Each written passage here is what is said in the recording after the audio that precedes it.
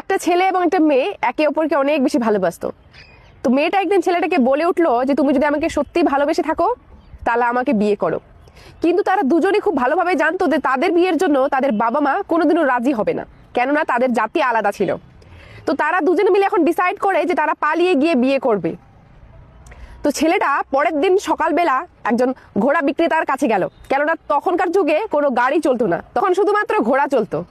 তো সেই ছেলেটা যখন সেই ঘোড়া বিক্রেতার কাছে গেল, গিয়ে সেই ঘোড়া বিক্রেতাকে বলল যে দাদা, আমাকে এমন একটা ঘোড়া দিন যে অনেক স্পিডে দৌড়াবে, ভেবে নিন যে আমার জীবন মরণের বাজি লেগে গেছে।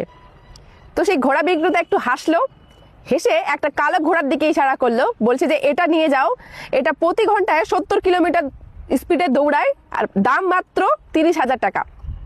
তো সেই ছেলেটা পাশে দাঁড়িয়ে থাকা একটা সাদা ঘোড়ার দিকে নজর গেল, বললো যে এটার দাম কত? তখন সেই ঘোড়া বিক্রেতা একটু হাসলো, হেসে বলল যে এটা প্রতি ঘন্টায় 150 কিলোমিটার স্পিডে দৌড়ায়, কিন্তু দাম মাত্র 10,000 টাকা। তখন সেই ছেলেটা অনেকটা অবাক হয়ে গেল, যে বলল যে 70 কিলোমিটার প্রতি ঘন্টায় দৌড়ায় তার দাম 30,000 টাকা, আর যে 150 কিলোমিটার প্রতি ঘন্টায় দৌড়ায় তার দাম মাত্র 10,000 টাকা কেন?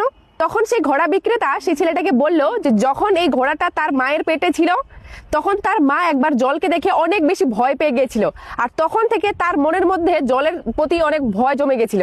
মায়ের সেই দোষটাই এখন তার সন্তানের মধ্যেও আছে। এই সাদা ঘোড়াটা যখন দৌড়ায় তখন মনে হবে যে হাওয়ার সাথে কথা বলছে, কিন্তু যদি তার সামনে সে জল দেখতে পায় তখন তাকে যদি মেরে মেরে তুমি মেরেই ফেলো তবুও সে সেই জল পার করবে না। তখন সেই ছেলেটা একটু ভাবলো যে একটা পশু তার মায়ের দোষ গুণ বহন করে এখনো পর্যন্ত চলছে, তার মা জলকে দেখে ভয় পায়, তো এখন সেও জলকে দেখে ভয় পায়, তাহলে আমিও যদি পালিয়ে বিয়ে করি তাহলে আমার ছেলে মেয়েরাও কি পালিয়ে বিয়ে করবে? লোক তো আমাকে দেখে হাসাহাসি করবে, তাহলে আমার ছেলে মেয়েদেরকেও দেখে কি হাসাহাসি করবে?